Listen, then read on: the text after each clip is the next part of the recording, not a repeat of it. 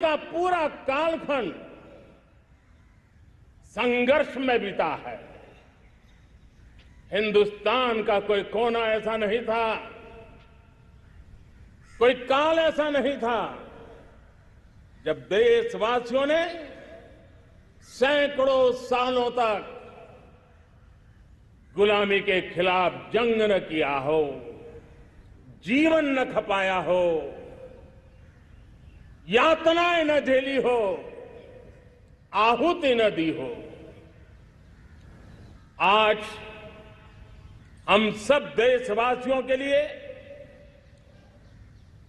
ऐसे हर महापुरुष को, हर त्यागी को, हर बलिदानी को नमन करने का अवसर है, उनका ऋण स्वीकार करने का अवसर है और उनका स्मरण करते हुए उनके सपनों को जल्द से जल्द पूरा करने का संकल्प लेने का भी अवसर है।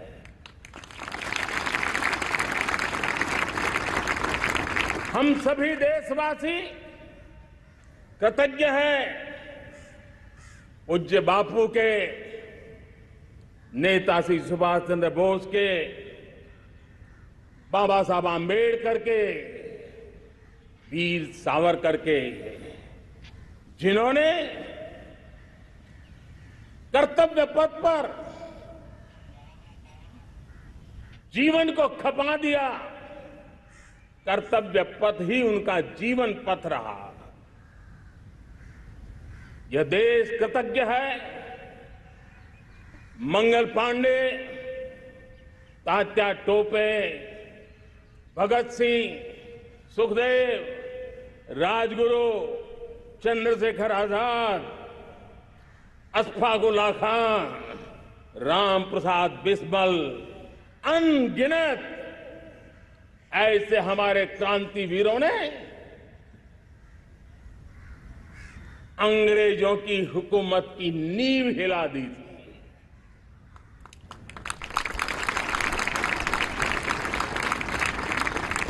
यह राष्ट्र कृतज्ञ है उन वीरांगनाओं के लिए, रानी लक्ष्मीबाई हो, झलकारी बाई, दुर्गा भाभी, रानी गाइदिन्लियो, रानी चेन्नम्मा, बेगम हजरत महल, वेलू निचियार। भारत की नारी शक्ति क्या होती है, भारत की नारी शक्ति का संकल्प क्या होता है, भारत की नारी त्याग और बलिदान की क्या पराकाष्ठा कर सकती है, वैसी अनगिनत वीरांगनाओं का स्मरण करते हुए हर हिंदुस्तानी गर्व से भर जाता है।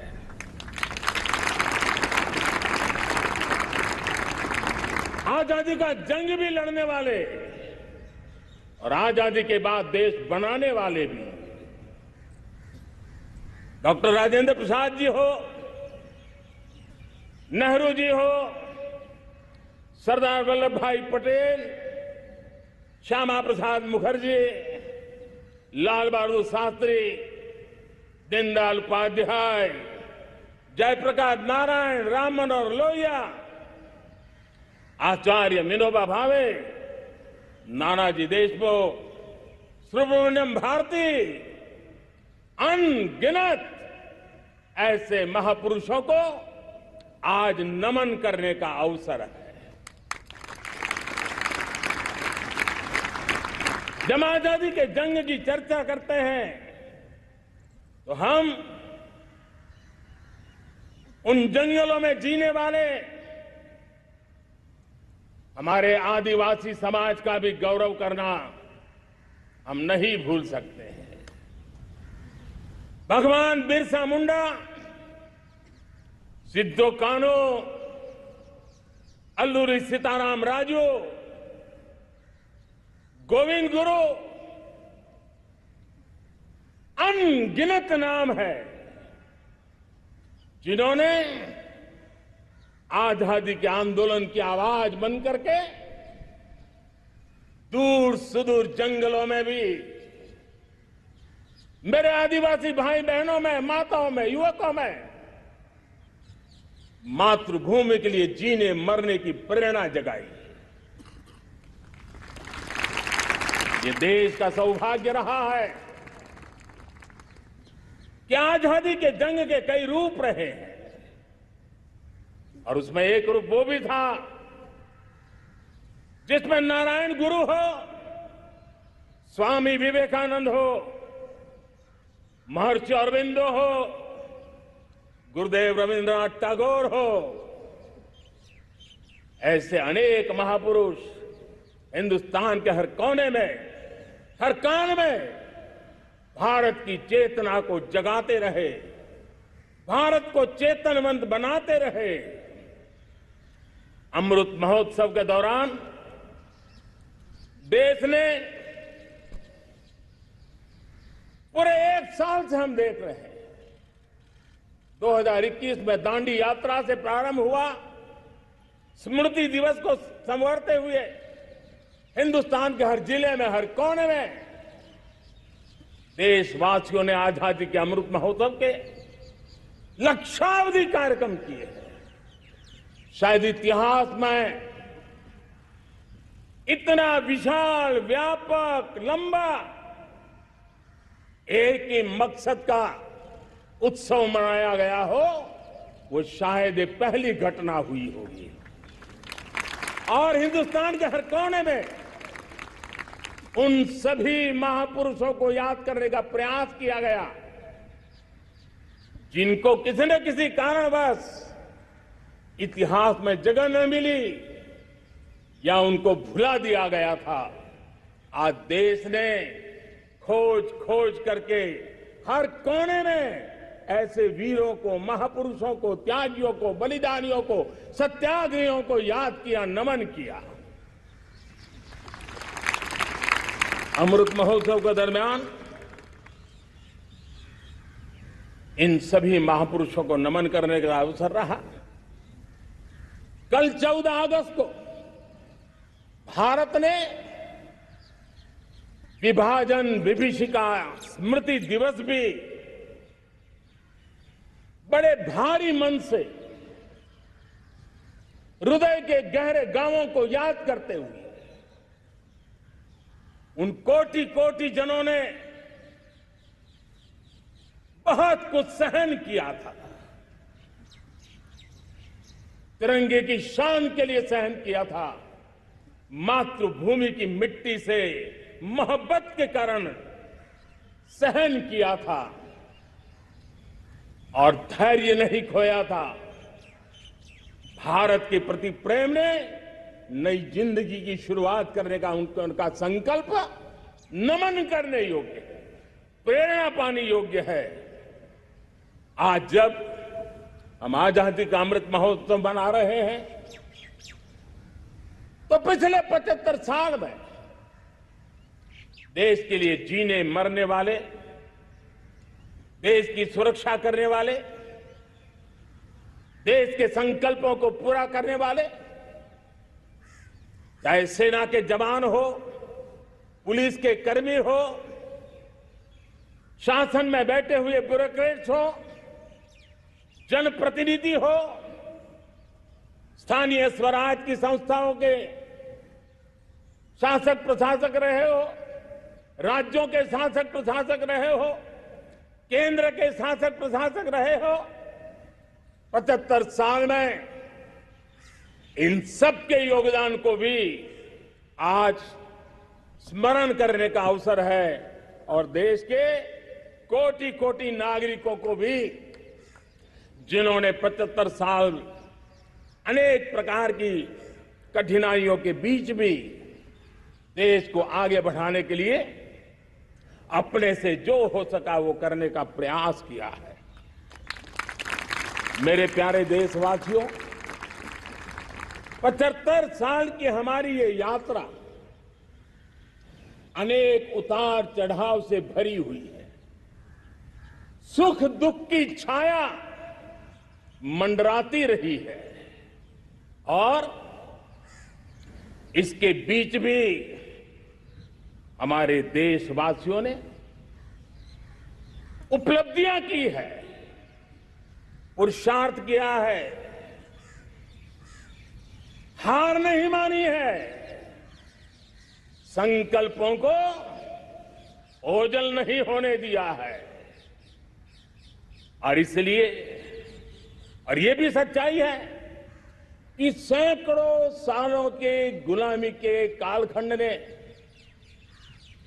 भारत के मन को, भारत के मानवीय की भावनाओं को गहरे घाव किए थे, गहरी चोटें पहुंचाई थी।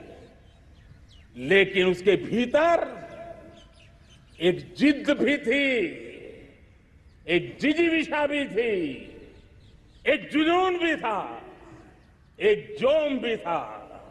और उसके कारण अभावों के बीच में भी, उपहास के बीच में भी, और जब आजादी का जंग अंतिम चरण में था तो देश को डराने के लिए, निराश करने के लिए, हताश करने के लिए सारे उपाय किए गए थे। अगर आजादी आई, अंग्रेज चले जाएंगे तो देश टूट जाएगा, बिखर जाएंगे, लोग अंदर अंदर लड़ करके मर जाएंगे, कुछ नहीं बचेगा, अंधकार युग में भारत चला जाएगा।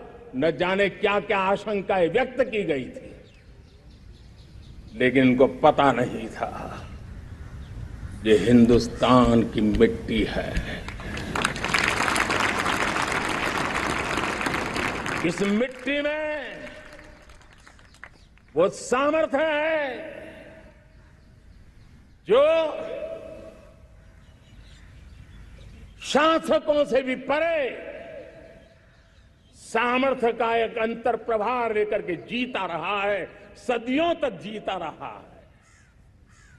और उसी का परिणाम है, हमने क्या कुछ नहीं झेला। कभी अन्न का संकट झेला, कभी युद्ध के शिकार हो गए, आतंकवाद ने डगर डगर चुनौतियां पैदा की, निर्दोष नागरिकों को मौत के घाट उतार दिया गया, छद्म युद्ध चलते रहे, प्राकृतिक आपदाएं आती रही, सफलता विफलता, आशा निराशा, न जाने कितने पड़ाव आए हैं। लेकिन इन पड़ाव के बीच भी भारत आगे बढ़ता रहा। भारत की विविधता, जो औरों को भारत के लिए बोझ लगती थी, वो भारत की विविधता ही भारत की एक अनमोल शक्ति है, शक्ति का एक अटूट प्रवाह है। और दुनिया को पता नहीं था कि भारत के पास एक इनहेरेंट सामर्थ्य है, एक संस्कार सरिता है, एक मन मस्तिष्क का, विचारों का बंधन है, और वो है भारत लोकतंत्र की जननी है, मदर ऑफ डेमोक्रेसी है। और जिनके जहन में लोकतंत्र होता है, वे जब संकल्प करके चल पड़ते हैं, वो सामर्थ्य दुनिया की बड़ी बड़ी सल्तनतों के लिए भी संकट का काल लेकर के आती है। ये मदर ऑफ डेमोक्रेसी, ये लोकतंत्र की जननी हमारे भारत ने सिद्ध कर दिया कि हमारे पास ये एक अनमोल सामर्थ्य है। मेरे प्यारे देशवासियों, 75 साल की यात्रा में आशाएं, अपेक्षाएं, उतार चढ़ाव, सब कुछ के बीच में हर एक के प्रयास से हम जहां तक पहुंच पाए थे, पहुंचे थे। और 2014 में देशवासियों ने मुझे दायित्व दिया।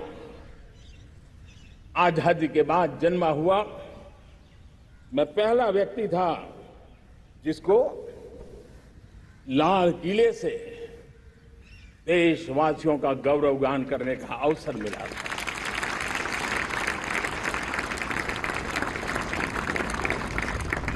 लेकिन मेरे दिल में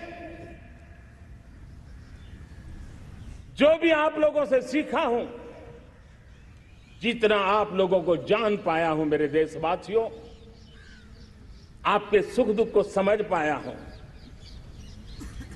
देश की आशा अपेक्षाओं के भीतर वो कौन सी आत्मा बसती है, उसको जितना मैं समझ पाया हूं, उसको लेकर के मैंने अपना पूरा कालखंड देश के उन लोगों को एम्पावर करने में खपाया। मेरे दलित हो, शोषित हो, पीड़ित हो, वंचित हो, आदिवासी हो, महिला हो, युवा हो, किसान हो, दिव्यांग हो, पूरब हो, पश्चिम हो, उत्तर हो, दक्षिण हो, समुद्र का तट हो, हिमालय की कंदराएं हो, हर कोने में महात्मा गांधी का जो सपना था आखिर इंसान की चिंता करने का, महात्मा गांधी जी की आकांक्षा थी अंतिम छोर पर बैठे हुए व्यक्ति को समर्थ बनाने की, मैंने अपने आप को उसके लिए समर्पित किया। और उन 8 साल का नतीजा और आजादी के इतने दशकों का अनुभव आज 75 साल के बाद जब अमृत काल की ओर कदम रख रहे हैं, अमृत काल की ये पहली प्रभात है, तब मैं एक ऐसे सामर्थ्य को देख रहा हूं और जिससे मैं गर्व से भर जाता हूं। देशवासियों, मैं आज देश का सबसे बड़ा सौभाग्य ये देख रहा हूं कि भारत का जनमन आकांक्षी जनमन है। एस्पिरेशनल सोसाइटी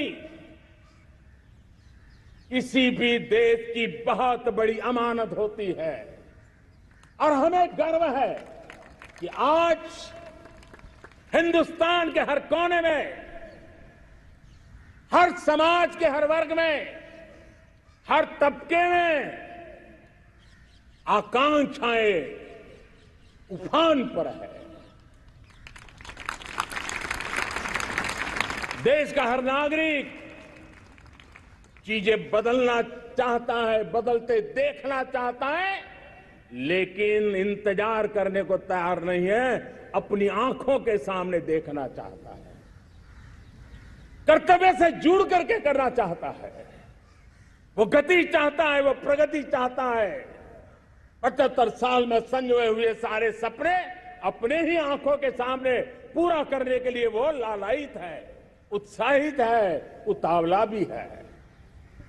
कुछ लोगों को इसके कारण संकट हो सकता है, क्योंकि जब एस्पिरेशनल सोसाइटी होती है तब सरकारों को भी तलवार की धार पे चलना पड़ता है, सरकारों को भी समय के साथ दौड़ना पड़ता है।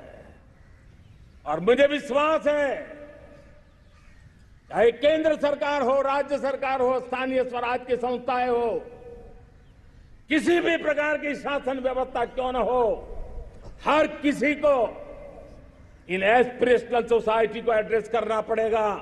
उनकी आकांक्षाओं के लिए हम ज्यादा इंतजार नहीं कर सकते। हमारे इस एस्पिरेशनल सोसाइटी ने लंबे अरसे तक इंतजार किया है, लेकिन अब वो अपनी आने वाली पीढ़ी को इंतजार में जीने के लिए मजबूर करने को तैयार नहीं है। और इसलिए ये अमृत काल का पहली प्रभात हमें उस एस्पिरेशनल सोसाइटी की आकांक्षाओं को पूरा करने के लिए एक बहुत बड़ा सुनहरा अवसर लेकर के आई है। मेरे प्यारे देशवासियों, हमने पिछले दिनों देखा है, एक और ताकत का हमने अनुभव किया है, और वो है भारत में एक सामूहिक चेतना का पुनर्जागरण हुआ है।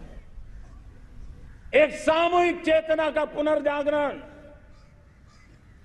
आजादी के इतने संघर्ष में से जो अमृत था, वो अब संजोया जा रहा है, संकलित हो रहा है, संकल्प में परिवर्तित हो रहा है, पुरुषार्थ की पराकाष्ठा जुड़ रही है और सिद्धि का मार्ग नजर आ रहा है। ये चेतना, मैं समझता हूं कि चेतना का जागरण, ये पुनर्जागरण, ये हमारी सबसे बड़ी अमानत है। और ये पुनर्जागरण देखिए,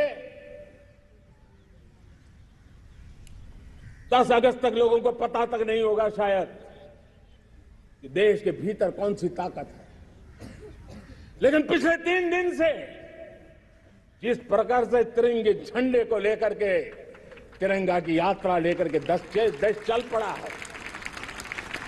बड़े बड़े सोशल साइंस के एक्सपर्ट्स वे भी शायद कल्पना नहीं कर सकते कि मेरे भीतर के अंदर कितने, मेरे देश के भीतर कितना बड़ा सामर्थ्य है, एक तिरंगे झंडे ने दिखा दिया है।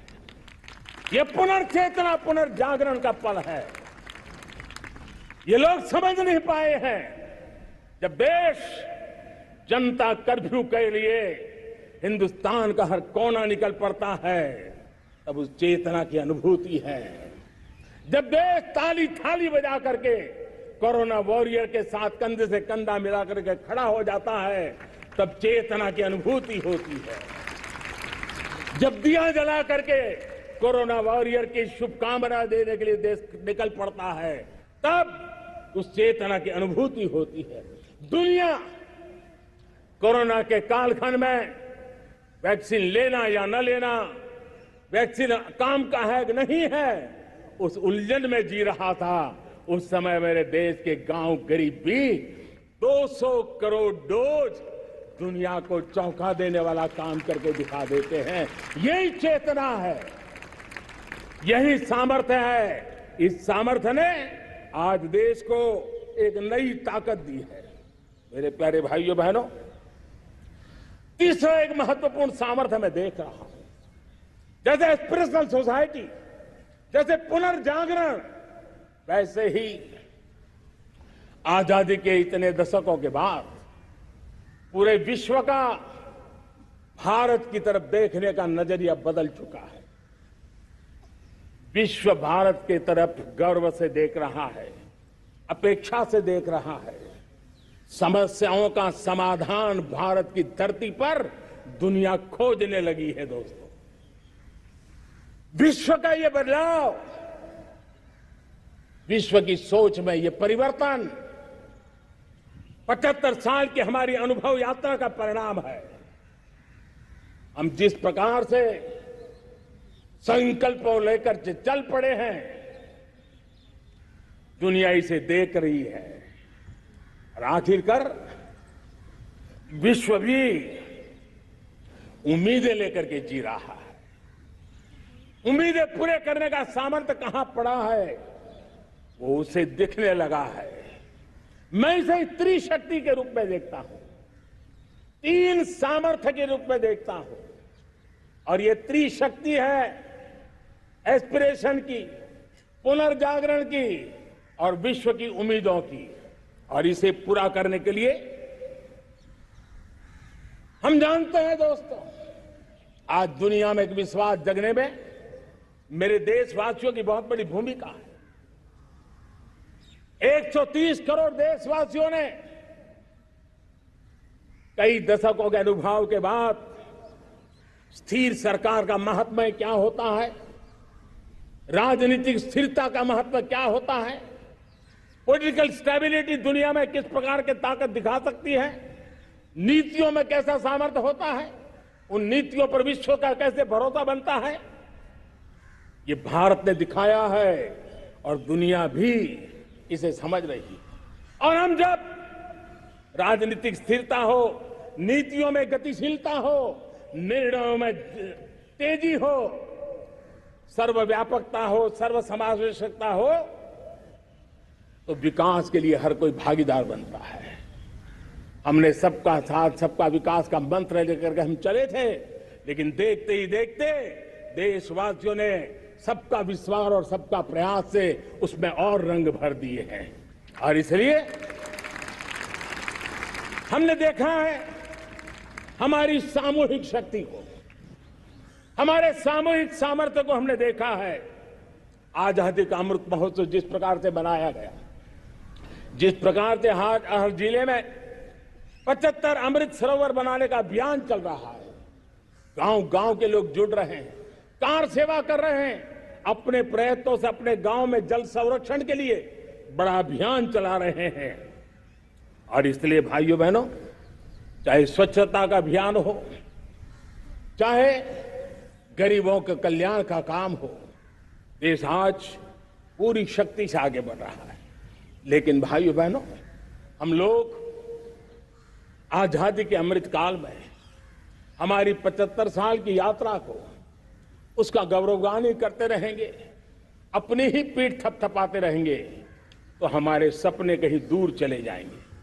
और इसलिए 75 साल का कालखंड कितना ही शानदार रहा हो, कितने ही संकटों वाला रहा हो, कितने ही चुनौतियों वाला रहा हो, कितने ही सपने अधूरे दिखते हो, उसके बावजूद भी आज जब हम अमृत काल में प्रवेश कर रहे हैं, अगले 25 वर्ष हमारे देश के लिए अत्यंत महत्वपूर्ण है। और इसलिए जब मैं आज मेरे सामने लाल किले पर से 130 करोड़ देशवासियों के सामर्थ्य का स्मरण करता हूं,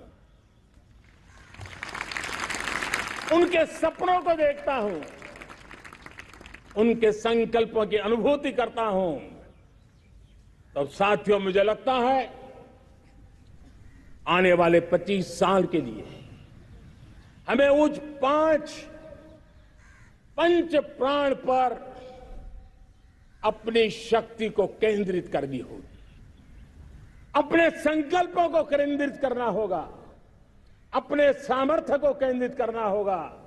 और हमें उन पंच प्राण को लेकर के 2047 जब आजादी के 100 साल होंगे, आजादी के दीवानों के सारे सपने पूरे करने का जिम्मा उठा करके चलना होगा। और जब मैं पंच प्राण की बात करता हूं, तो पहला प्राण, अब देश बड़े संकल्प लेकर के ही चलेगा, बहुत बड़े संकल्प लेकर के चलना होगा। और वो बड़ा संकल्प है विकसित भारत। अब उससे कुछ कम नहीं होना चाहिए, बड़ा संकल्प। दूसरा प्राण है किसी भी कोने में हमारे मन के भीतर, हमारे आदतों के भीतर गुलामी का एक भी अंश अगर भी अभी भी है, तो उसको किसी भी हालत में बचने नहीं देना। अब 100%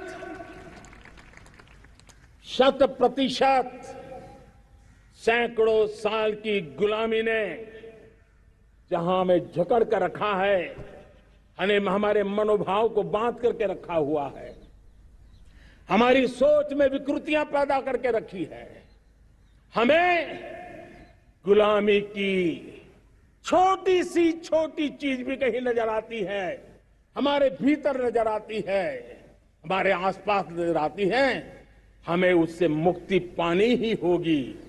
ये हमारा दूसरी प्राण शक्ति है। तीसरी प्राण शक्ति, हमें हमारी विरासत पर गर्व होना चाहिए, हमारी विरासत के प्रति, क्योंकि यही विरासत है जिसने कभी भारत को स्वर्णिम काल दिया था, और यही विरासत है जो समय को अनुकूल परिवर्तन करने की आदत रखती है, यही विरासत है जो काल बाह्य छोड़ती रही है, नित्य नूतन स्वीकारती रही है। और इसलिए इस विरासत के प्रति हमें गर्व होना चाहिए। चौथा प्राण, वो भी उतना ही महत्वपूर्ण है, और वो है एकता और एकजुटता। 130 करोड़ देशवासियों में एकता, न कोई अपना न कोई पराया। एकता की ताकत एक भारत श्रेष्ठ भारत के सपनों के लिए हमारा चौथा प्राण है। और पांचवा प्राण है नागरिकों का कर्तव्य। नागरिकों का कर्तव्य जिसमें प्रधानमंत्री भी बाहर नहीं होता है, मुख्यमंत्री भी बाहर नहीं होता है, वो भी नागरिक है। नागरिकों का कर्तव्य, यह हमारे आने वाली 25 साल के सपनों को पूरा करने के लिए एक बहुत बड़ी प्राण शक्ति है। मेरे प्यारे देशवासियों, जब सपने बड़े होते हैं,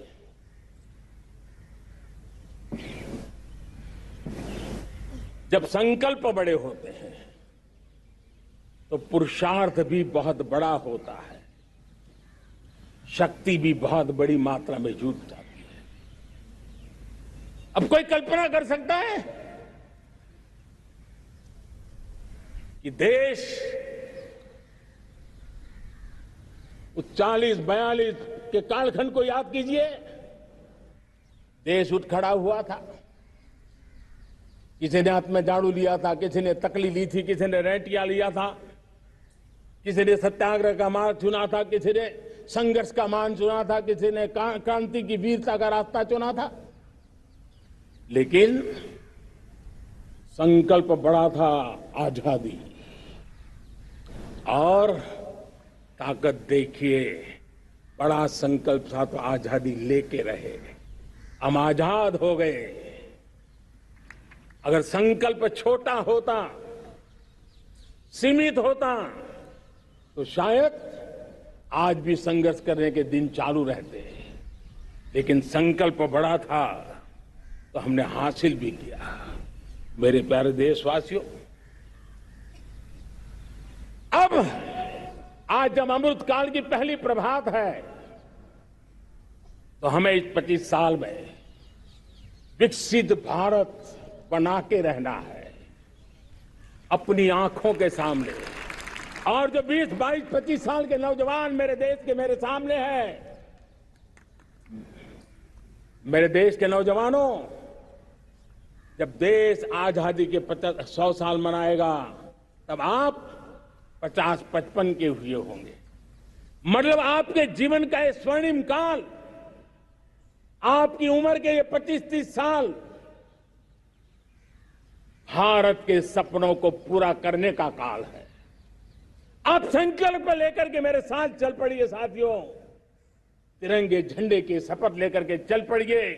हम सब पूरी ताकत से लगे आए। बड़ा संकल्प, मेरा देश विकसित देश होगा, डेवलप कंट्री होगा। विकास के हर पैरामीटर में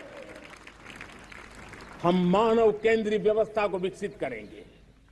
हमारे केंद्र में मानव होगा, हमारे केंद्र में के मानव की आशा आकांक्षाएं होगी। हम जानते हैं, भारत जब बड़े संकल्प करता है तो करके भी दिखाता है। जब मैंने यहां स्वच्छता की बात कही थी मेरे पहले भाषण में, देश चल पड़ा, जिससे जहां हो सका स्वच्छता की ओर आगे बढ़ा, और गंदगी के प्रति नफरत एक स्वभाव बनता गया। यही तो देश है जिसने इसको करके दिखाया है, और कर भी रहा है, आगे भी करना है। यही तो देश है जिसने वैक्सीनेशन, दुनिया दुविधा में थी, 200 करोड़ का लक्ष्य पार कर लिया, समय सीमा में कर लिया, पुराने सारे रिकॉर्ड तोड़ के कर लिया। ये देश कर सकता है। हमने तय किया था देश को, खाड़ी के तेल पर हम गुजारा करते हैं, झाड़ी के तेल की ओर कैसे बढ़े। 10% इथेनॉल ब्लेंडिंग का सपना बड़ा लगता था, पुराना इतिहास बताता था संभव नहीं है, लेकिन समय से पहले 10% इथेनॉल ब्लेंडिंग करके देश ने इस सपने को पूरा कर दिया। भाइयों बहनों, 2.5 करोड़ लोगों को इतने कम समय में बिजली कनेक्शन पहुंचाना छोटा काम नहीं था। देश ने करके दिखाया। लाखों परिवारों के घर में जल से नल, नल से जल, नल से जल पहुंचाने का काम आज देश तेज गति से कर रहा है। खुले में शौच से मुक्ति भारत के अंदर आज संभव हो पाया है। मेरे प्यारे देशवासियों, अनुभव कहता है कि एक बार हम सब संकल्प लेकर के चल पड़े तो हम निर्धारित लक्ष्यों को पार कर सकते हैं। रिन्यूएबल एनर्जी का लक्ष्य हो,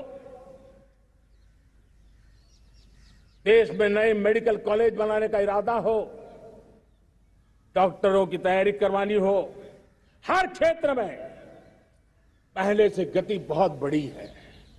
और इसलिए मैं कहता हूं, अब आने वाले 25 साल बड़े संकल्प के हो। यही हमारा प्राण, वही हमारा प्रण भी होना चाहिए। दूसरी बात मैंने कही है, उस प्राण शक्ति की मैंने चर्चा की है कि गुलामी की मानसिकता। देश की सोचिए भाइयों, कब तक दुनिया हमें सर्टिफिकेट बांटती रहेगी? कब तक दुनिया के सर्टिफिकेट पर हम गुजारा करेंगे? क्या हम अपने मानक नहीं बनाएंगे? क्या 130 करोड़ का देश अपने मानकों को पार करने के लिए पुरुषार्थ नहीं कर सकता है? हमें किसी भी हालत में औरों के जैसा दिखने की कोशिश करने की जरूरत नहीं है।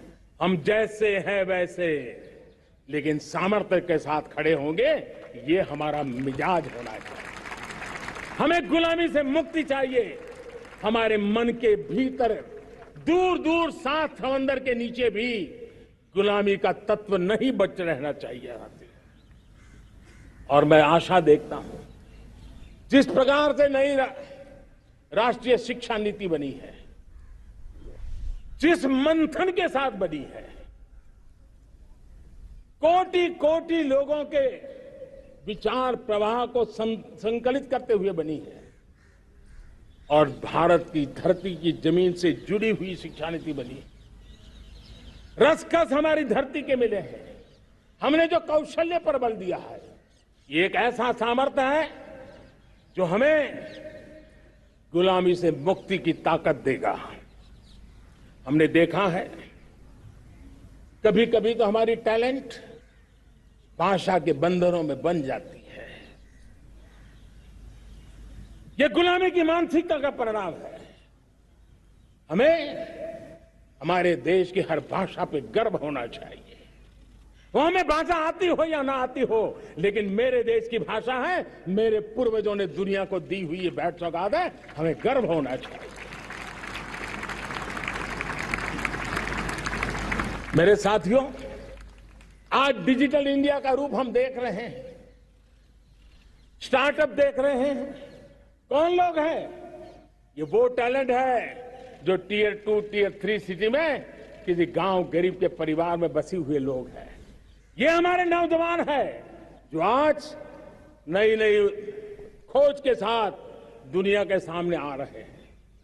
गुलामी की मानसिकता हमें उसे तिलांजलि देनी पड़ेगी।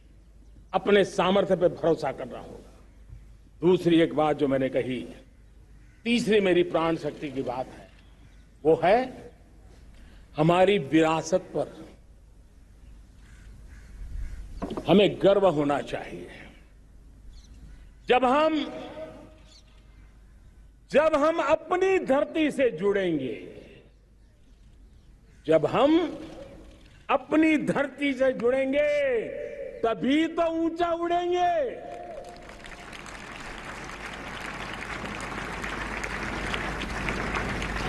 और जब हम ऊंचा उड़ेंगे तो हम विश्व को भी समाधान दे पाएंगे।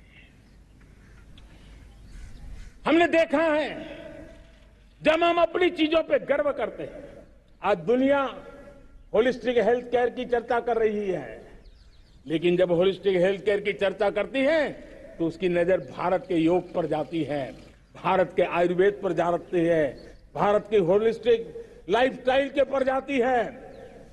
ये हमारी विरासत है, हम जो दुनिया को दे रहे हैं। दुनिया आज उससे प्रभावित हो रही है। अब हमारी ताकत देखिए, हम वो लोग हैं जो प्रकृति के साथ जीना जानते हैं, प्रकृति को प्रेम करना जानते हैं। आज विश्व पर्यावरण की जो समस्याओं से जूझ रहा है, हमारे पास वो विरासत है। ग्लोबल वार्मिंग की समस्याओं के समाधान का रास्ता हम लोगों के पास है, हमारे पूर्वजों ने दिया हुआ है। जब हम लाइफस्टाइल की बात करते हैं, एनवायरमेंट फ्रेंडली लाइफस्टाइल की बात करते हैं, हम लाइफ मिशन की बात करते हैं, तो दुनिया का ध्यान आकर्षित करते हैं। हमारे पास एक सामर्थ्य है। हमारा बड़ा धान, मोटा धान, मिलेट, हमारे यहां तो घर घर की चीज रही है। ये हमारी विरासत है। हमारे छोटे किसानों के परिश्रम से छोटी छोटी जमीन के टुकड़ों में फलने फूलने वाली हमारे धान। आज दुनिया अंतर्राष्ट्रीय स्तर पर मिलेट ईयर मनाने के लिए आगे बढ़ रही है। मतलब हमारी विरासत को आज दुनिया, हम उस पर गर्व करना सीखे। हमारे पास दुनिया को बहुत कुछ देना है। हमारे फैमिली वैल्यूज, विश्व के सामाजिक तनाव की जब चर्चा हो रही है, व्यक्तिगत तनाव की चर्चा होती है तो लोगों को योग दिखता है, सामूहिक तनाव की बात होती है तब भारत की पारिवारिक व्यवस्था दिखती है। संयुक्त परिवार की एक पूंजी सदियों से हमारी माताओं बहनों के त्याग बलिदान के कारण परिवार नाम की जो व्यवस्था विकसित हुई, ये हमारी विरासत है। इस विरासत पर हम गर्व कैसे करें? हम तो वो लोग हैं जो जीव में भी शिव देखते हैं। हम वो लोग हैं जो नर में नारायण देखते हैं। हम वो लोग हैं जो नारी तो नारायणी कहते हैं। हम वो लोग हैं जो पौधे में परमात्मा देखते हैं। हम वो लोग हैं जो नदी को मां मानते हैं। हम वो लोग हैं जो हर कंकर में शंकर देखते हैं। ये हमारा सामर्थ्य है। हर नदी में मां का रूप देखते हैं। पर्यावरण की इतनी व्यापकता, विशालता, ये हमारा गौरव। हम विश्व के सामने जब खुद गर्व करेंगे तो दुनिया करेगी। भाइयों बहनों, हम वो लोग हैं जिसने दुनिया को वसुधैव कुटुंबकम का मंत्र दिया। हम वो लोग हैं जो दुनिया को कहते हैं एकम सत विप्रहा वदंती।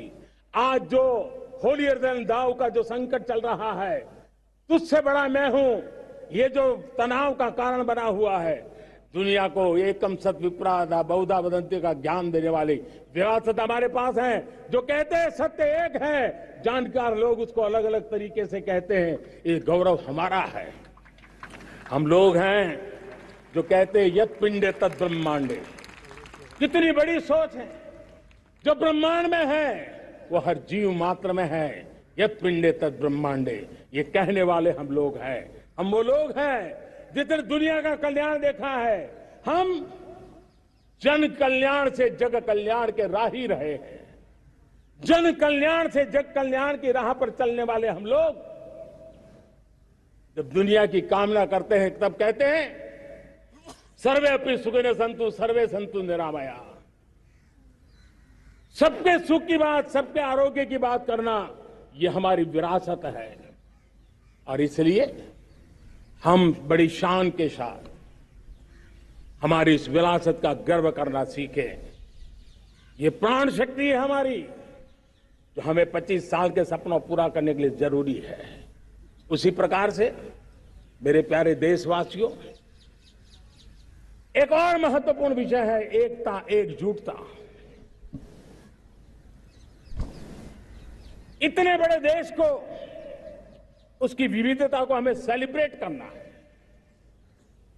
इतने पंथ परंपराएं, ये हमारे आन बान शान है। कोई नीचा नहीं, कोई ऊंचा नहीं है, सब बराबर है। कोई मेरा नहीं, कोई पराया नहीं, सब अपने हैं। ये भाव एकता के लिए बहुत जरूरी है। घर में भी एकता की नींव तभी रखी जाती है जब बेटे बेटी एक समान हो। अगर बेटे बेटी एक समान नहीं होंगे तो एकता के मंत्र नहीं गूंज सकते हैं। जेंडर इक्वलिटी हमारी एकता के लिए पहली शर्त।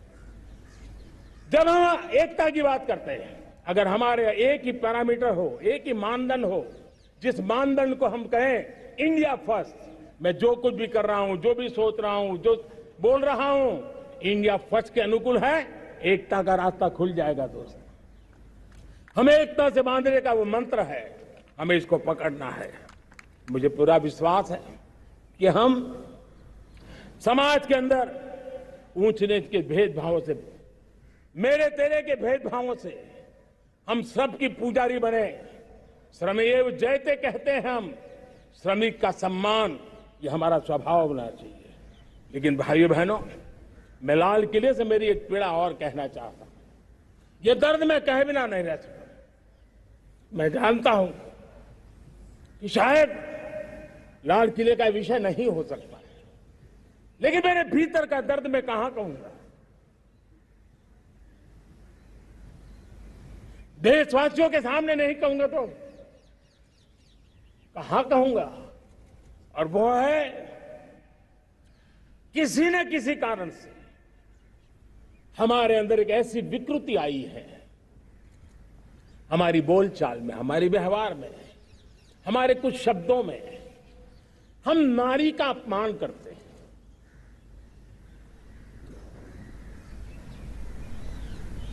क्या हम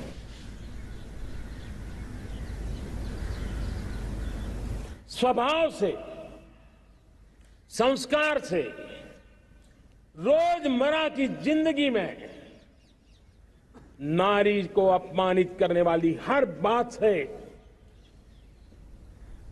मुक्ति का संकल्प ले सकते हैं?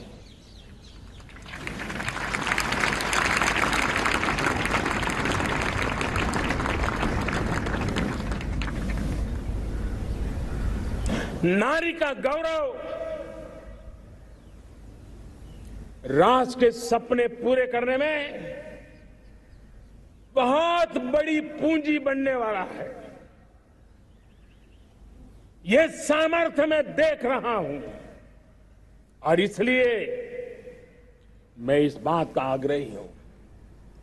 मेरे प्यारे देशवासियों, मैं पांचवी प्राण शक्ति की बात करता हूं और वो पांचवी प्राण शक्ति है नागरिक का कर्तव्य। दुनिया में जिन जिन देशों ने प्रगति की है, जिन जिन देशों ने कुछ अचीव किया है, व्यक्तिगत जीवन में भी जिसने अचीव किया है, कुछ बातें उभर करके सामने आती हैं। एक, अनुशासित जीवन। दूसरा, कर्तव्य के प्रति समर्पण। व्यक्ति की जीवन की सफलता हो, समाज की हो, परिवार की हो, राष्ट्र की हो, ये मूलभूत मार्ग है, ये मूलभूत प्राण शक्ति है। और इसलिए हमें कर्तव्य पर बल देना ही होगा। यह शासन का काम है कि बिजली 24 घंटे पहुंचाने के लिए प्रयास करे, लेकिन ये नागरिक का कर्तव्य है कि जितनी ज्यादा यूनिट बिजली बचा सकते बचाएं। हर खेत में पानी पहुंचाना सरकार की जिम्मेवारी है, सरकार का प्रयास है, लेकिन पर ड्रॉप मोर क्रॉप, पानी बचाते हुए आगे बढ़ना, मेरे हर खेत से आवाज उठनी चाहिए।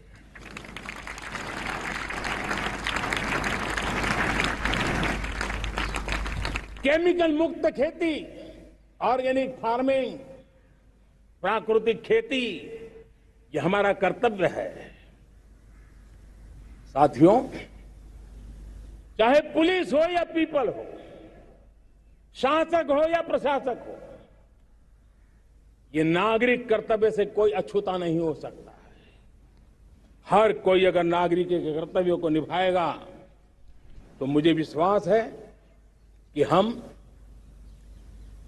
इच्छित लक्ष्य को प्राप्त करने में समय से पहले सिद्धि प्राप्त कर सकते हैं।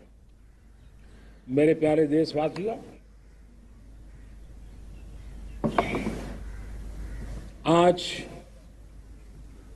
महर्षि अरविंदो की जन्म जयंती भी है। मैं उस महापुरुष के चरणों में नमन करता हूं, लेकिन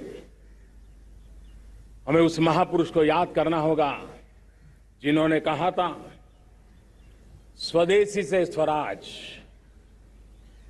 स्वराज से सुराज, ये उनका मंत्र है।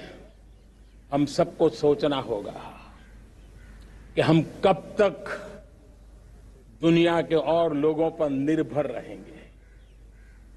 क्या हमारे देश का अन्न की आवश्यकता हो, हम आउटसोर्स कर सकते हैं क्या?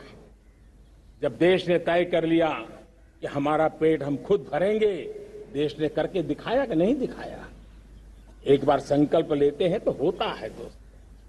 और इसलिए आत्मनिर्भर भारत ये हर नागरिक का, हर सरकार का, समाज के हर इकाई का ये दायित्व बन जाता है। ये आत्मनिर्भर भारत ये सरकारी एजेंडा, सरकारी कार्यक्रम नहीं है। ये समाज का जन आंदोलन है जिसे हमें आगे बढ़ाना है। मेरे साथियों, आज जब ये बात हमने सुनी, आजादी के 75 साल के बाद जिस आवाज को सुनने के लिए हमारे कान तरस रहे थे, 75 साल के बाद वो आवाज सुनाई दी है। 75 साल के बाद लाल किले पर से तिरंगे को सलामी देने का काम पहली बार मेड इन इंडिया तोप ने किया है। कौन हिंदुस्तानी होगा जिसको ये बात, एक आवाज उसे नई प्रेरणा, ताकत नहीं दी? और इसलिए मेरे प्यारे भाई बहनों, मैं आज मेरे देश के सेना के जवानों का हृदय से अभिनंदन करना चाहता हूं।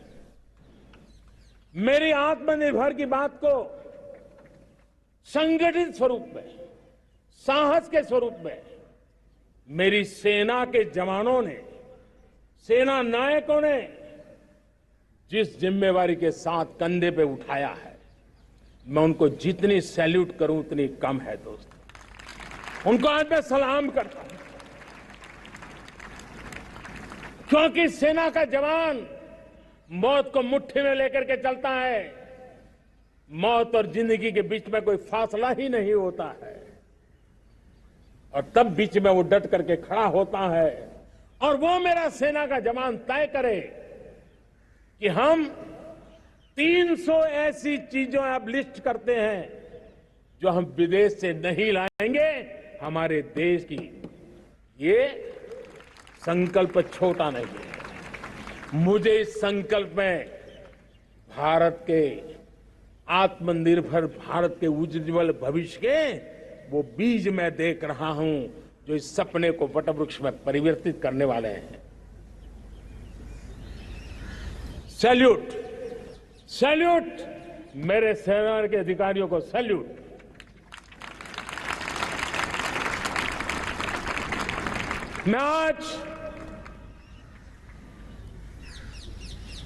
मैं मेरे छोटे छोटे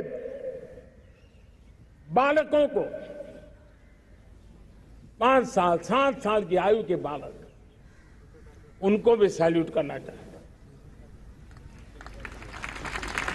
उनको भी सलाम करना चाहता हूं। जब देश के सामने चेतना जगी, मैंने सैकड़ों परिवारों से सुना है, 5-5, 7 साल के बच्चे घर में कह रहे हैं कि अब हम विदेशी खिलौने से नहीं खेलते। 5 साल का बच्चा घर में विदेशी खिलौने से नहीं खेलेंगे। ये जब संकल्प करता है ना, तब आत्मनिर्भर भारत उसकी रगों में दौड़ता है। आप देखिए, पीएलआई स्कीम 1 लाख करोड़ रुपया दुनिया के लोग हिंदुस्तान में अपना नसीब आजमाने आ रहे हैं, टेक्नोलॉजी लेकर के आ रहे हैं, रोजगार के नए अवसर बना रहे हैं। भारत मैन्युफैक्चरिंग हब बनता जा रहा है। आत्मनिर्भर भारत की बुनियाद बना रहा है।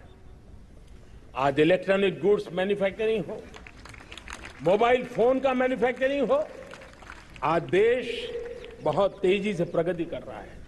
जब हमारा ब्रह्मोस दुनिया में जाता है, कौन हिंदुस्तानी होगा जिसका मन आसमान को न छूता होगा। दोस्तों, आज हमारी मेट्रो कोचेज, हमारी वंदे भारत ट्रेन विश्व के लिए आकर्षण बन रहा है। मेरे प्यारे देशवासियों, हमें आत्मनिर्भर बनना है हमारे एनर्जी सेक्टर में। हम कब तक एनर्जी के सेक्टर में किसी और पर डिपेंडेंट रहेंगे? और हमें सोलार का क्षेत्र हो, विंड एनर्जी का क्षेत्र हो, रिन्यूएबल के और भी जो रास्ते हो, मिशन हाइड्रोजन हो, बायोफ्यूल की कोशिश हो, इलेक्ट्रिक व्हीकल पर जाने की बात हो, हमें आत्मनिर्भर बन करके इन व्यवस्थाओं को आगे बढ़ाना होगा। मेरे प्यारे देशवासियों, आज प्राकृतिक खेती भी आत्मनिर्भर का एक मार्ग है। फर्टिलाइजर से जितनी ज्यादा मुक्ति, आज देश में नैनो फर्टिलाइजर के कारखाने की नई आशा लेकर के आए हैं। लेकिन प्राकृतिक खेती, केमिकल फ्री खेती आत्मनिर्भर को ताकत दे सकती है। आज देश में रोजगार के क्षेत्र में ग्रीन जॉब के नए नए क्षेत्र बहुत तेजी से खुल रहे हैं। भारत ने नीतियों के द्वारा स्पेस को खोल दिया है। ड्रोन की बहुत दुनिया में सबसे प्रगतिशील पॉलिसी लेकर के आए हैं। हमने देश के नौजवानों के लिए नए द्वार खोल दिए हैं। मेरे प्यारे भाइयों बहनों, मैं प्राइवेट सेक्टर को भी आह्वान करता हूं, आइए हमें विश्व में छा जाना है। आत्मनिर्भर भारत का यह भी सपना है कि दुनिया को भी जो आवश्यकताएं हैं उसको पूरा करने में भारत पीछे नहीं जाएगा। हमारे लघु उद्योग हो, सूक्ष्म उद्योग हो, कुटीर उद्योग हो, जीरो डिफेक्ट, जीरो इफेक्ट, हमें उस करके हमें दुनिया में जाना होगा। हमें स्वदेशी पर गर्व करना होगा। मेरे प्यारे देशवासियों, हम बार बार लाल बहादुर शास्त्री जी को याद करते हैं। जय जवान जय किसान का उनका मंत्र आज भी देश के लिए प्रेरणा है। बाद में अटल बिहारी वाजपेयी जी ने जय विज्ञान कह करके उसमें एक कड़ी जोड़ दी थी और देश ने उसको प्राथमिकता दी थी। लेकिन अब अमृतकाल के लिए एक और अनिवार्यता है और वो है जय अनुसंधान। जय जवान जय किसान जय विज्ञान जय अनुसंधान, इनोवेशन। और मुझे मेरे देश की युवा पीढ़ी में भरोसा है। इनोवेशन की ताकत देखिए। आज हमारा यूपीआई, भीम, हमारा डिजिटल पेमेंट, फिनटेक की दुनिया में हमारा स्थान। आज विश्व में रियल टाइम 40% अगर डिजिटल फाइनेंशियल का ट्रांजैक्शन होता है तो मेरे देश में हो रहा है। हिंदुस्तान ने ये करके दिखाया है। मेरे प्यारे देशवासियों, अब हम 5G के दौर की ओर कदम रख रहे हैं। बहुत दूर इंतजार नहीं करना होगा, हम कदम मिलाने वाले हैं। हम ऑप्टिकल फाइबर गांव-गांव में पहुंचा रहे हैं। डिजिटल इंडिया का सपना गांव से गुजरेगा, ये मुझे पूरी जानकारी है। आज मुझे खुशी है, हिंदुस्तान के 4 लाख कॉमन सर्विस सेंटर्स गांवों में विकसित हो रहे हैं। गांव के नौजवान बेटे बेटियां कॉमन सर्विस सेंटर चला रही हैं। देश गर्व कर सकता है कि गांव के क्षेत्र में 4 लाख डिजिटल एंटरप्रेन्योर का तैयार होना और सारी सेवाएं लोग, गांव के लोग उनके यहां लेने के लिए आदी बन जाए, ये अपने आप में टेक्नोलॉजी हब बनने की भारत की जो ताकत है। मेरे प्यारे देशवासियों, ये जो डिजिटल इंडिया का मूवमेंट है, जो सेमीकंडक्टर की ओर हम कदम मांड रहे हैं, 5G की ओर कदम मांड रहे हैं, ऑप्टिकल फाइबर का नेटवर्क बिछा रहे हैं, ये सिर्फ आधुनिकता की पहचान ऐसा नहीं है। 3 बड़ी ताकतें इसके अंदर समाहित है। शिक्षा में आमूलचूल क्रांति, ये डिजिटल माध्यम से आने वाली है। स्वास्थ्य सेवाओं में आमूलचूल क्रांति डिजिटल से आने वाली है। कृषि जीवन में भी बहुत बड़ा बदलाव डिजिटल से आने वाला है। एक नया विश्व तैयार हो रहा है। भारत उसे आगे बढ़ाने के लिए, और मैं साफ देख रहा हूं दोस्तों, ये डेकेड मानव जात के लिए टेकेड का समय है, टेक्नोलॉजी का डेकेड है। भारत के लिए तो ये टेकेड, जिसका मन टेक्नोलॉजी से जुड़ा हुआ है, आईटी की दुनिया में भारत ने अपना एक लोहा बनवा लिया है, तो ये टेकेड का सामर्थ्य भारत के प्रयास है। हमारा अटल इनोवेशन मिशन, हमारे इंक्यूबेशन सेंटर, हमारे स्टार्टअप एक नया पूरा क्षेत्र का विकास कर रहे हैं। युवा पीढ़ी के लिए नए अवसर लेकर के आ रहे हैं। स्पेस मिशन की बात हो, हमारा डीप ओशन मिशन की बात हो, समुद्र की गहराई में जाना हो या हमें आसमान को छूना हो, ये नए क्षेत्र हैं जिसको लेकर के हम आगे बढ़ रहे हैं। मेरे प्यारे देशवासियों, हम इस बात को न भूलें, और भारत ने सदियों से देखा हुआ है, जैसे देश में कुछ नमूना रूप कामों की जरूरत होती है, कुछ बड़ी बड़ी ऊंचाइयों की जरूरत होती है, लेकिन साथ साथ धरातल पर मजबूती बहुत आवश्यक होती है। भारत की आर्थिक विकास की संभावनाएं धरातल की मजबूती से जुड़ी हुई है, और इसलिए हमारे छोटे किसान, उनका सामर्थ्य, हमारे छोटे उद्यमी, उनका सामर्थ्य, हमारे लघु उद्योग, कुटीर उद्योग, सूक्ष्म उद्योग, रेहड़ी पटरी वाले लोग, घरों में काम करने वाले लोग, ऑटो रिक्शा चलाने वाले लोग, बस सेवाएं देने वाले लोग, ये समाज का जो सबसे बड़ा तबका है, इसका सामर्थ्यवान होना भारत के सामर्थ्य की गारंटी है। और इसलिए हमारे आर्थिक विकास की ये जो मूलभूत जमीनी ताकत है, उस ताकत को सर्वाधिक बल देने की दिशा में हमारा प्रयास चल रहा है। मेरे प्यारे देशवासियों,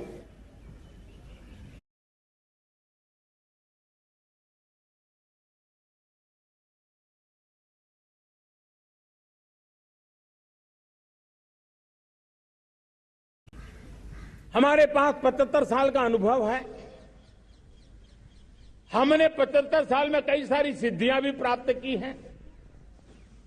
हमने 75 साल के अनुभव में नए सपने भी संजोए हैं, नए संकल्प भी लिए हैं।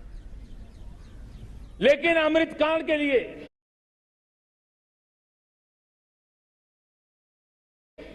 कैसे हो,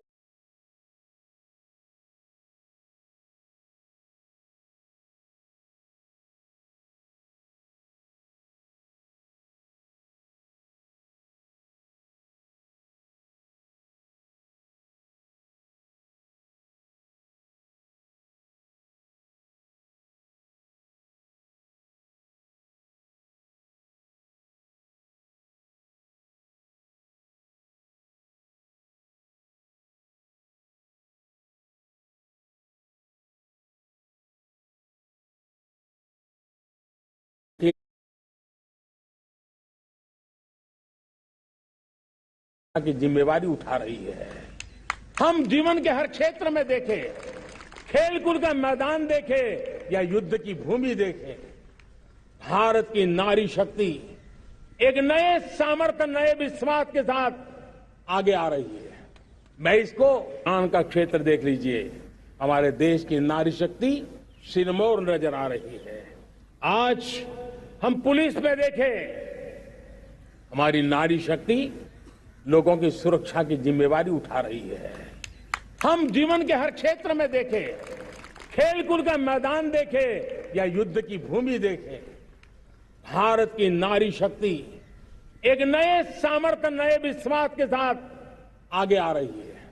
मैं इसको भारत की 75 साल की जो यात्रा में जो योगदान है, उसमें अब कई गुना योगदान आने वाले 25 साल में मैं मेरी नारी शक्ति का देख रहा हूं, मेरी माताओं बहनों का, मेरी बेटियों का देख रहा हूं। और इसलिए ये सारे हिसाब किताब से ऊपर है, सारे आपके पैरामीटर से अतिरिक्त है। हम इस पर जितना ध्यान देंगे, हम जितने ज्यादा अवसर हमारी बेटियों को देंगे, जितनी सुविधाएं हमारी बेटियों के लिए केंद्रित करेंगे, आप देखना वो हमें बहुत कुछ लौटा करके देगी। वो देश को इस ऊंचाई पर ले जाएगी। इस अमृत काल में जो सपने पूरे करने में जो मेहनत लगने वाली है, अगर हमारी नारी शक्ति की मेहनत जुड़ जाएगी, व्यापक रूप से जुड़ जाएगी, तो हमारी मेहनत कम होगी, हमारा समय सीमा भी कम हो जाएगी, हमारे सपने और तेजस्वी होंगे, और ओजस्वी होंगे, और दैदीप्यमान होंगे। और इसलिए आइए साथियों, हम जिम्मेवारियों को लेकर आगे बढ़े। मैं आज भारत के संविधान के निर्माताओं का भी धन्यवाद करना चाहता हूं, तो उन्होंने जो हमें फेडरल स्ट्रक्चर दिया है, उसके स्पिरिट को बनाते हुए, उसकी भावनाओं का आदर करते हुए हम कंधे से कंधा मिला करके इस अमृत काल में चलेंगे, तो सपने साकार होकर के रहेंगे। कार्यक्रम भिन्न हो सकते हैं, कार्यशैली भिन्न हो सकती है, लेकिन संकल्प भिन्न नहीं हो सकते। राष्ट्र के लिए सपने भिन्न नहीं हो सकते। आइए हम एक ऐसे युग के अंदर आगे बढ़े। मुझे याद है, जब मैं गुजरात का मुख्यमंत्री था, केंद्र में हमारे विचार की सरकार नहीं थी, लेकिन मेरे गुजरात में हर जगह पे मैं एक ही मंत्र लेके चलता था कि भारत के विकास के लिए गुजरात का विकास, भारत का विकास हम कहीं पर भी हो, हम सबके मन मस्तिष्क में रहना चाहिए। हमारे देश के कई राज्य हैं जिन्होंने देश को आगे बढ़ाने में बहुत भूमिका अदा की है, नेतृत्व किया है, कई क्षेत्रों में उदाहरण काम किए हैं। ये हमारे फेडरलिज्म को ताकत देते हैं। लेकिन आज समय की मांग है कि हमें कोऑपरेटिव फेडरलिज्म के साथ साथ कोऑपरेटिव कॉम्पिटिटिव फेडरलिज्म की जरूरत है। हमें विकास की स्पर्धा की जरूरत है। हर राज्य को लगना चाहिए वो राज्य आगे निकल गया, मैं इतनी मेहनत करूंगा, मैं आगे निकल जाऊंगा। उसने ये 10 अच्छे काम किए हैं, मैं 15 अच्छे काम करके दिखाऊंगा। उसने 3 साल में पूरा किया है, मैं 2 साल में करके दिखाऊंगा। हमारे राज्यों के बीच में, हमारी सर्विस सरकार की सभी इकाइयों के बीच में वो स्पर्धा का वातावरण चाहिए जो हमें विकास की नई ऊंचाइयों पर ले जाने के लिए प्रयास करे। मेरे प्यारे देशवासियों, इस 25 वर्ष का अमृत काल के लिए जब हम चर्चा करते हैं, तब मैं जानता हूं चुनौतियां अनेक हैं, मर्यादाएं अनेक हैं, मुसीबतें भी हैं, बहुत कुछ है। हम इसको कम नहीं आंकते हैं, रास्ते खोजते हैं, लगातार कोशिश कर रहे हैं। लेकिन 2 विषयों को तो मैं यहां आज चर्चा करना चाहता हूं। चर्चा अनेक विषयों पर हो सकती है, लेकिन मैं अभी समय की सीमा के कारण 2 विषयों पर चर्चा करता हूं।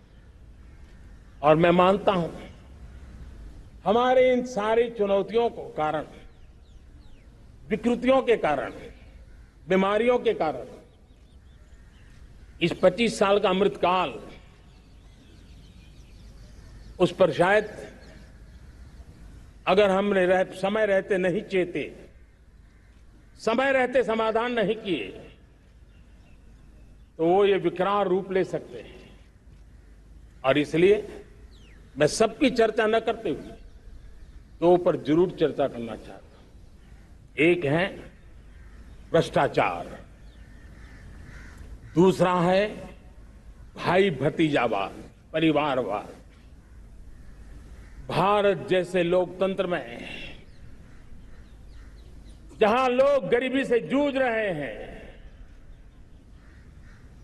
जब ये तरफ से देखते हैं कि एक तरफ वो लोग हैं जिनके पास रहने के लिए जगह नहीं है, दूसरी पार वो तरह लोग हैं जिनको अपना चोरी किया हुआ माल रखने के लिए जगह नहीं है, ये स्थिति अच्छी नहीं है। और इसलिए हमें भ्रष्टाचार के खिलाफ पूरी ताकत से लड़ना है। पिछले 8 वर्षों में डायरेक्ट बेनिफिट ट्रांसफर के द्वारा आधार, मोबाइल, इन सारे आधुनिक व्यवस्थाओं का उपयोग करते हुए 2 लाख करोड़ रुपए जो गलत हाथों में जाते थे, उसको बचा करके देश की भलाई के लिए काम लगाने में हम सफल हुए हैं। जो लोग पिछली सरकारों में बैंकों को लूट लूट करके भाग गए, उनकी संपत्तियां जब्त कर करके वापस लाने की कोशिश कर रहे हैं। कईयों को जेलों में जीने के लिए मजबूर करके रखा हुआ है। हमारी कोशिश है जिन्होंने देश को लूटा है उनको लौटाना पड़े, वो स्थिति हम पैदा करेंगे। भाइयों बहनों, अब भ्रष्टाचार के खिलाफ मैं साफ देख रहा हूं कि हम एक निर्णायक कालखंड में कदम रख रहे हैं। बड़े बड़े चमरबंदी भी बच नहीं पाएंगे। इस मिजाज के साथ भ्रष्टाचार के खिलाफ एक निर्णायक कालखंड में अब हिंदुस्तान कदम रख रहा है। और मैं लाल किले की प्राचीर से बड़ी जिम्मेवारी के साथ कह रहा हूं। और इसलिए भाइयों बहनों, भ्रष्टाचार दीमक की तरह देश को खोखला कर रहा है। मुझे इसके खिलाफ लड़ाई लड़नी है, लड़ाई को तेज करना है, निर्णायक मोड़ पे लेकर के ही जाना है। तब मेरे 130 करोड़ देशवासी, आप मुझे आशीर्वाद दीजिए, आप मेरा साथ दीजिए। मैं आज आपसे साथ मांगने आया, आपका सहयोग मांगने आया हूं, ताकि मैं इस लड़ाई को लड़ पाऊं, इस लड़ाई को देश जीत पाए और सामान्य नागरिक की जिंदगी भ्रष्टाचार ने तबाह करके रखी हुई है। मैं मेरे इन सामान्य नागरिक की जिंदगी को फिर से शान बान शान के लिए जीने के लिए रास्ता बनाना चाहता हूं। और इसलिए मेरे प्यारे देशवासियों, ये चिंता का विषय है कि आज देश में भ्रष्टाचार के प्रति नफरत तो दिखती है, व्यक्त भी होती है, लेकिन कभी कभी भ्रष्टाचारियों के प्रति उदारता बरती जाती है। किसी भी देश में ये शोभा नहीं देगा। और कई लोग तो इतनी बेशर्मी तक चले जाते हैं कि कोर्ट में सजा हो चुकी हो, भ्रष्टाचारी सिद्ध हो चुका हो, जेल जाना तय हो चुका हो, जेल गुजार रहे हो, उसके बावजूद भी उनका महिमा मंडन करने में लगे रहते हैं, उनकी शान शौकत में लगे रहते हैं, उनकी प्रतिष्ठा बनाने में लगे रहते हैं। अगर जब तक समाज में गंदगी के प्रति नफरत नहीं होती है, स्वच्छता की चेतना जगती नहीं है। जब तक भ्रष्टाचार और भ्रष्टाचारी के प्रति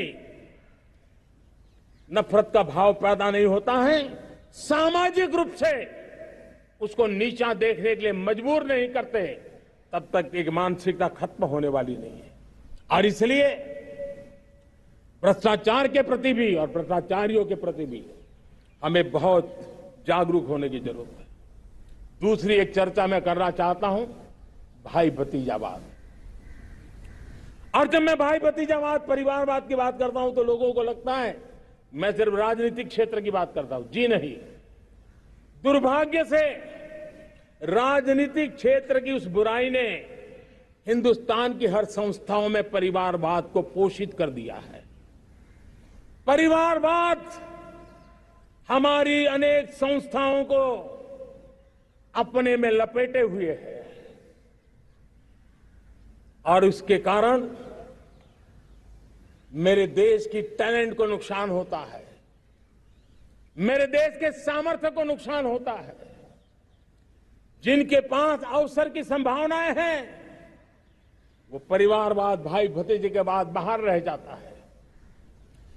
भ्रष्टाचार का भी कारण ये भी एक बन जाता है, ताकि उसका कोई भाई भतीजे के कार्य आसरा नहीं है तो लगता है चलो भाई कहीं से खरीद करके के जगह बना लूं।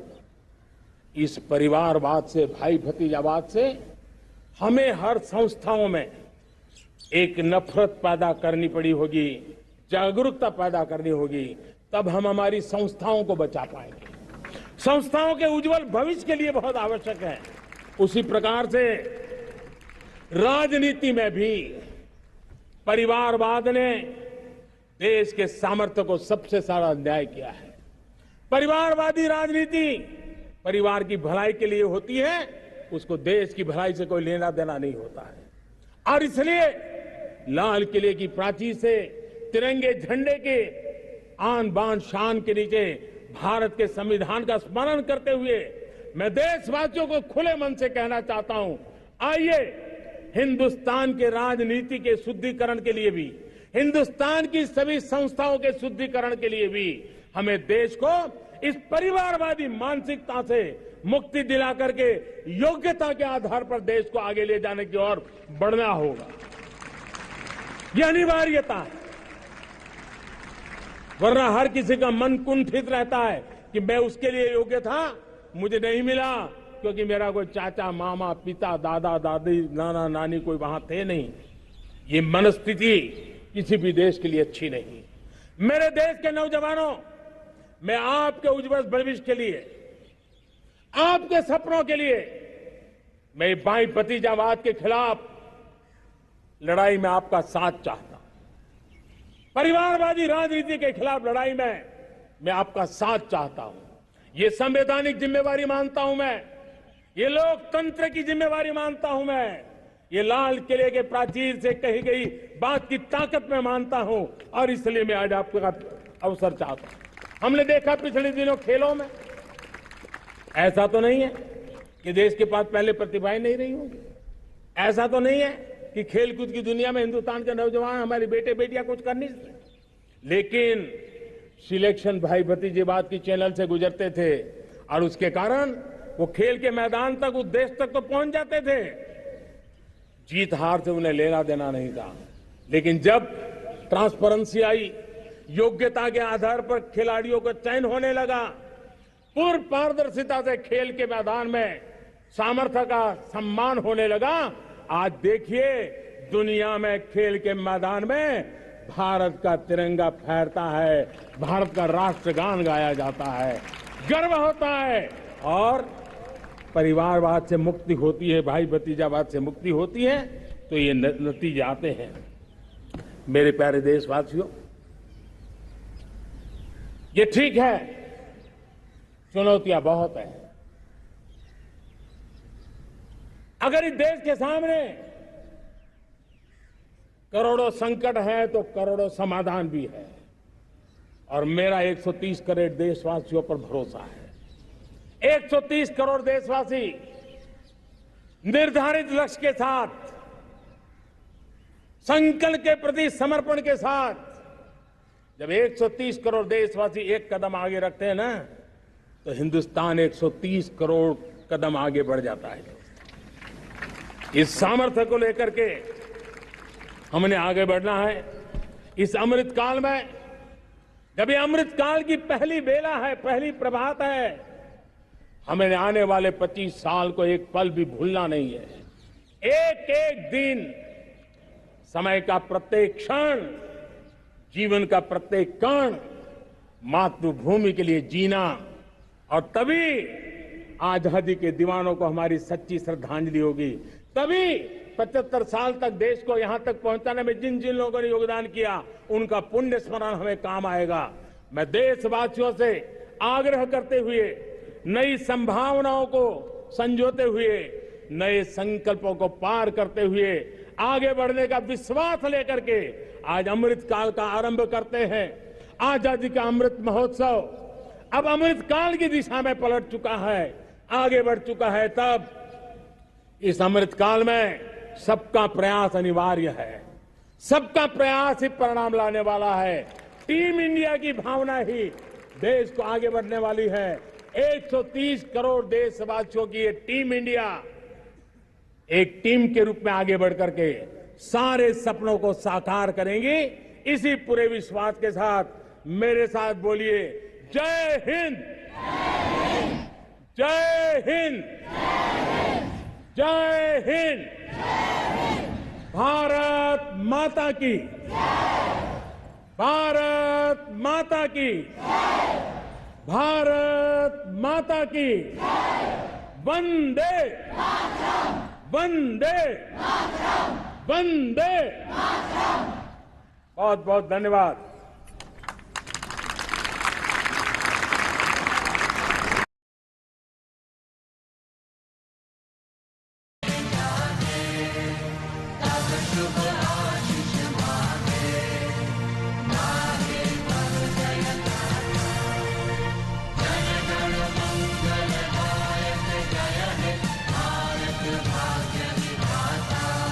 जय